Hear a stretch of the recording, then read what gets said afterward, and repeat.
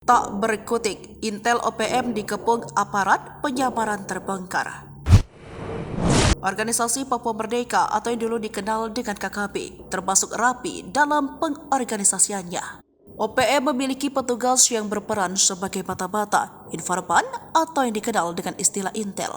Sayangnya, di hadapan TNI dan Polri, Intel OPM tersebut tak berdaya.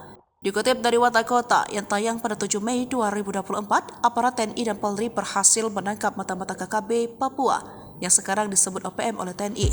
Mata-mata tersebut bernama Ivan Sambom. Ditangkap TNI Polri saat penggerbekan sebuah kamp Jalan Trans Nabire, Kampung Cayanti, Distrik Iwaka. Setelah dilakukan penyelidikan, ternyata Ivan Sambom merupakan mata-mata KKB Papua di PT yang cukup besar di Papua. Fakta terbaru menyebutkan kalau Ivan Sambom juga ikut mengatur strategi dalam penembakan karyawan PT tersebut. Pelasih dari antara Kapolda Papua saat itu, Irjen Pol Paulus Waterpau mengakui Ivan Sambom berperan aktif dalam KKB Papua. Memang benar dari hasil pemeriksaan terhadap yang bersangkutan terungkap aktif di KKB Papua, bahkan bertindak sebagai pemberi informasi dan rencana penembakan.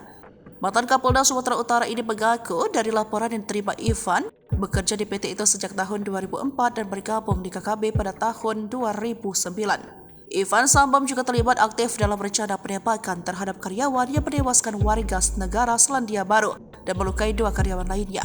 Bahkan sejumlah fakta tak terduga terungkap tentang mata-mata Ivan Sambom. Hasil penyelidikan polisi menyebutkan kalau Ivan Sambom ternyata berpangkat komandan di Tentara Pembebasan Nasional Organisasi Papua Merdeka atau TPN-OPM. Ivan Sambom ternyata memiliki kedudukan cukup tinggi di TPN-OPM, yakni sebagai komandan logistik.